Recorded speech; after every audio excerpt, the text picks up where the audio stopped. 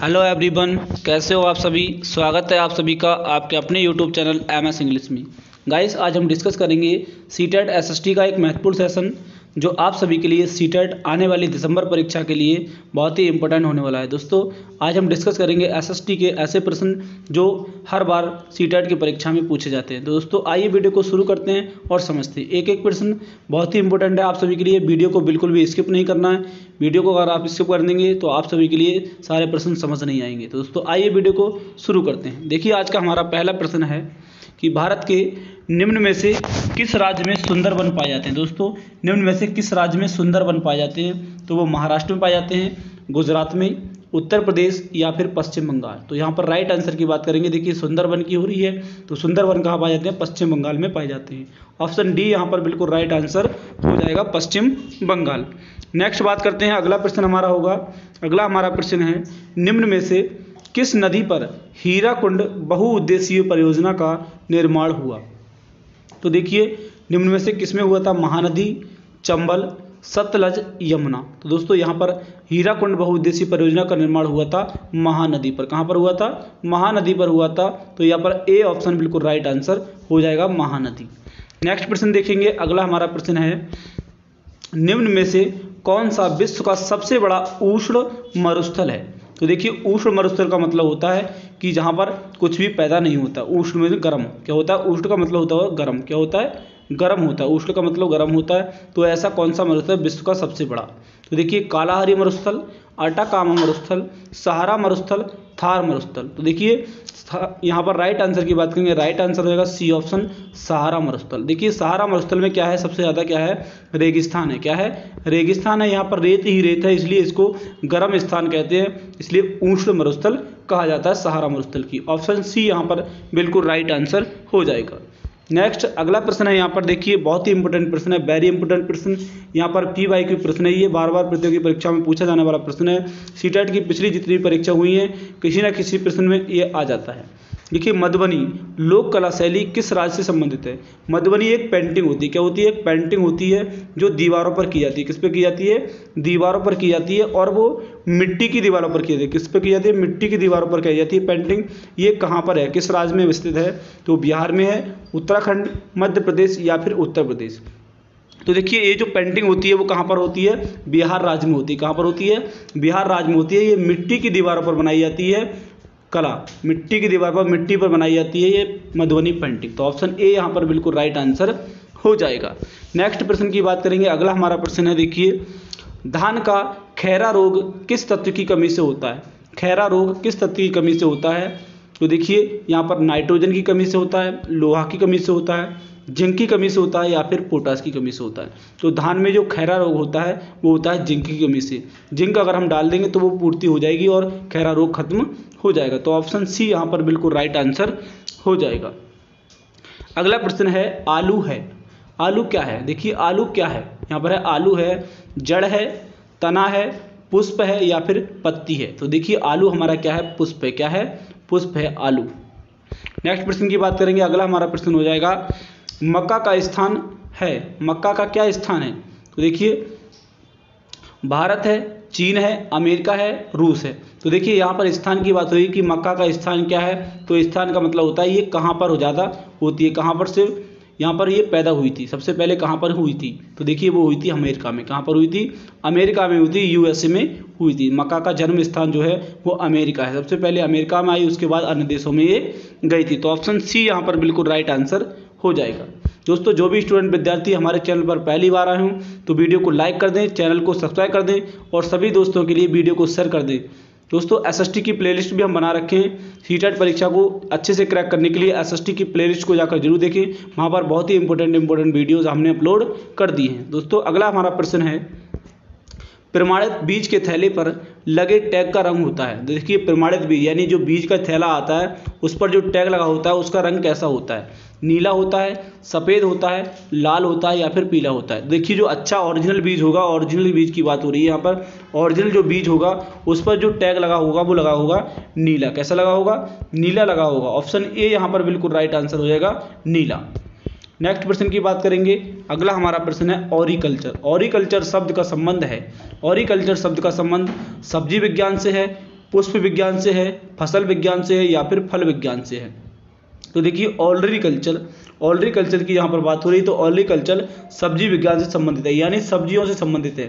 जहाँ पर सब्जियों की बात हो रही है वहाँ पर ऑलरिकल्चर होता है, जहाँ पर सब्जी की बात हो, सब्जी विज्ञान की बात हो, वहाँ पर ऑलरिकल्चर कहा जाएगा। तो ऑप्शन ए यहाँ पर बिल्कुल राइट आंसर हो जाएगा। अगला हमारा प्रश्न है, फलों को पकाने में उपयोग किए जाने वाला रसायन है। देखिए रसायन का मतलब होता है कि कौन सी ऐसी चीज़ है जो फलों पर पकाने के लिए यूज की जाती है, फलों को पकाने के लिए यूज की जाती है। तो देखिए हिंदी में हम लोग बहुत सारे बोलते हैं कार्बेट होता है, क्या होता है, कार्बेट होता है, देहाती भाषा में बोलते हैं कार्बेट होता है। तो उसका असली नाम क्या होता है, रसायन नाम क्या होता है? तो देखिए मैथेन होता है, एथिलीन होता है, सल्फ्यूरिक अम्ल होता है, ग्लूकोज होता है। तो वो क्या होता है ऐसा जिसको फलों को पकाने के लिए उपयोग किया जाता है, उसका रासायनिक में क्या कहते हैं, रसायन विज्ञान में उसको क्या कहते हैं, रासायनिक नाम क्या होता है? तो वो होता है एथिलीन। क्या होता है? एथिलीन होता है, जिसको हम हिंदी में क्या बोलते हैं, कार्बेट बोलते हैं। क्या बोलते हैं? कार्बेट लगा दिया और फल पक गए, तो एथिलीन होता है। वो क्या होता है? एथिलीन। ऑप्शन बी यहाँ पर बिल्कुल राइट आंसर हो जाएगा। नेक्स्ट हमारा प्रश्न है, देखिए लीची का फल कौन सा भाग खाता है? लीची जो हमारा फल होता है, लीची उसमें कौन सा भाग खाया जाता है? तो वो फल वित्ती होती है, मध्य फल वित्ती, मासल एरिल या फिर अंता फल वित्ती होती है। तो देखिए लीची फल में कौन सा भाग खाया जाता है? तो वो खाया जाता है मासल एरिल का, खाया जाता है मासल एरिल खाया जाता है। तो ऑप्शन सी यहाँ पर बिल्कुल राइट आंसर हो जाएगा। नेक्स्ट है अगला प्रश्न, देखिए अगला हमारा प्रश्न है, राष्ट्रीय खेल दिवस कब मनाया जाता है? राष्ट्रीय जो प्ले डे होता है हमारा, वो कब मनाया जाता है? प्ले डे कब मनाया जाता है? राष्ट्रीय खेल दिवस 25 अगस्त को, 29 अगस्त को, 30 अगस्त या फिर 31 अगस्त? तो राइट आंसर हमारा होगा 29 अगस्त। 29 अगस्त को हमारा राष्ट्रीय खेल दिवस मनाया जाता है, प्ले डेज मनाया जाता है, नेशनल प्ले डेज, इसको इंग्लिश में कहते हैं national play days. National play days हमारा कब मनाया जाता है? 20 अगस्त को मनाया जाता है। ऑप्शन बी यहाँ पर बिल्कुल राइट आंसर हो जाएगा। अगला प्रश्न है, खिलाड़ियों में डोपिंग परीक्षण किया जाता है। देखिए हमारे जो प्लेयर होते हैं, प्लेयर जो होते हैं हमारे, उसमें डोपिंग परीक्षण किया जाता है। वो रक्त द्वारा होता है, मूत्र द्वारा होता है, रक्त एवं मूत्र द्वारा होता है, उपयुक्त में से कोई नहीं। तो यहाँ पर राइट आंसर की बात होगी, राइट आंसर हमारा हो जाएगा रक्त एवं मूत्र द्वारा, यानी खून और पेशाब के द्वारा खिलाड़ियों में डोपिंग परीक्षण किया जाता है। तो ऑप्शन सी यहाँ पर बिल्कुल राइट आंसर हो जाएगा। अगला प्रश्न हम देखेंगे। अगला प्रश्न देखिए बहुत ही इंपॉर्टेंट प्रश्न है, वेरी इंपॉर्टेंट प्रश्न है। इस प्रश्न को बहुत ज़्यादा परीक्षाओं में पूछा जाता है। वो हमारा है, द्रोणाचार्य पुरस्कार किसको दिया था? देखिए द्रोणाचार्य जो पुरस्कार होता है वो किसको दिया जाता है? खिलाड़ी को दिया जाता है, कोच को दिया जाता है, शिक्षक को, वैज्ञानिक को? तो देखिए द्रोणाचार्य पुरस्कार किसको दिया जाता है? कोच को दिया जाता है। किसको दिया जाता है? कोच को दिया जाता है, यानी जो खिलाड़ियों के लिए सिखाने वाला जो होता है कोच, उसको द्रोणाचार्य पुरस्कार दिया जाता है। और देखिए प्लेयर के लिए कौन सा पुरस्कार दिया था? प्लेयर के लिए दिया था अर्जुन पुरस्कार। क्या दिया था? अर्जुन पुरस्कार दिया था। ऑप्शन बी यहाँ पर इस प्रश्न का राइट आंसर होगा, द्रोणाचार्य पुरस्कार किसको दिया जाता है? कोच के लिए। नेक्स्ट हमारा है, देखिए बहुत ही इंपॉर्टेंट प्रश्न है, किस संशोधन द्वारा भारतीय संविधान की स्थापना में पंथ निरपेक्ष शब्द जोड़ा गया? तो देखिए किस संविधान संशोधन के द्वारा जोड़ा गया? 41वां संशोधन, 42वां संशोधन, 43वां, 44वां? तो राइट आंसर यहाँ पर हो जाएगा हमारा 42वां संशोधन। कौन सा? 42वां संविधान संशोधन था जिसमें भारतीय संविधान की प्रस्तावना में पंथ निरपेक्ष शब्द जोड़ा गया। तो दोस्तों यहाँ पर 42 नंबर हो जाएगा 42वां संशोधन। बी ऑप्शन बिल्कुल राइट आंसर हो जाएगा। नेक्स्ट है, देखिए अगला हमारा प्रश्न है, अगला प्रश्न है, गुट निरपेक्ष आंदोलन का 17वां सम्मेलन कहाँ हुआ था? तो देखिए गुट निरपेक्ष आंदोलन का 17वां सम्मेलन हुआ था काहिरा में, मार्गेरीटा में, दिल्ली में या फिर लुसाका में? तो राइट आंसर यहाँ पर होगा मार्गेरीटा में। अगला हमारा है, सूचना का अधिकार के संबंध में निम्नलिखित में से कथनों में से कौन सा सही है? देखिए सूचना का अधिकार जो होता है उसमें से कौन सा सही है? ये एक राजनीतिक अधिकार है, ये एक संवैधानिक अधिकार है, ये एक विधिक अधिकार है या फिर ये एक सामाजिक अधिकार है? तो हमारा जो सूचना का अधिकार होता है, राइट टू इन्फॉर्मेशन का होता है, आरटीआई का जो हमारा अधिकार होता है वो होता है एक विधिक अधिकार होता है। क्या होता है? विधिक अधिकार। ऑप्शन सी यहाँ पर बिल्कुल राइट आंसर है, ये एक विधिक अधिकार है, आरटीआई जिसको बोलते हैं, राइट टू इन्फॉर्मेशन।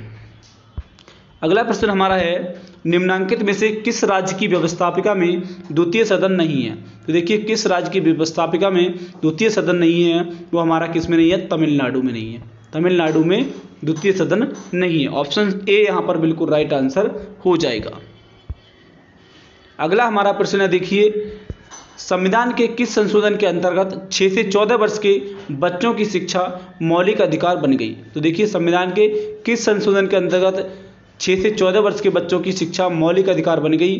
तो 52वां संविधान संशोधन, 73वां संविधान संशोधन, 42वां संविधान संशोधन या फिर 86वां संविधान संशोधन। देखिए 86वें संविधान संशोधन के अंतर्गत क्या है, 6 से 14 वर्ष के सभी बच्चों के लिए शिक्षा मौलिक अधिकार बन गई। तो ऑप्शन डी यहाँ पर बिल्कुल राइट आंसर हो जाएगा, 86वां संविधान संशोधन। अगला प्रश्न हमारा है, मानव शरीर में सबसे लंबी और मजबूत अस्थि कौन सी होती है?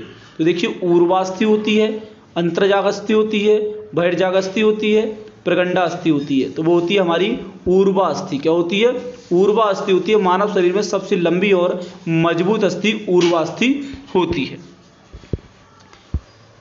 अगला हमारा प्रश्न है, देखिए एक छात्रा मेज पर रखी पुस्तक को पढ़ने में कठिनाई अनुभव करती है किंतु श्यामपट्ट पर लिखे शब्दों को ठीक से पढ़ लेती है, उसका दृष्टि दोष क्या है? देखिए यहाँ पर हो जाएगा दूरदृष्टि दोष, क्योंकि वो दूर की वस्तुओं को सही से नहीं पढ़ पा रही है, इसलिए दूरदृष्टि दोष यहाँ पर हो जाएगा।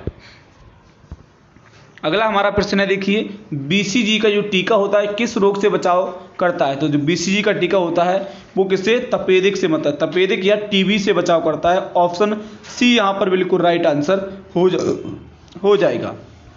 तो दोस्तों ये रहे हमारे बहुत ही इंपॉर्टेंट प्रश्न जो आप सभी के लिए इस वीडियो में प्रोवाइड कराए गए। दोस्तों अगर आप सभी के लिए प्रश्न समझ आए हों और वीडियो आप सभी के लिए अच्छा लगा हो और सीटेट एसएसटी के लिए आपको लगता हो कि ये इंपॉर्टेंट वीडियो रहा होगा तो वीडियो को लाइक कर देना और सभी दोस्तों को शेयर कर देना, और चैनल पर पहली बार आए हो तो चैनल को सब्सक्राइब कर देना। दोस्तों thank you, best of luck.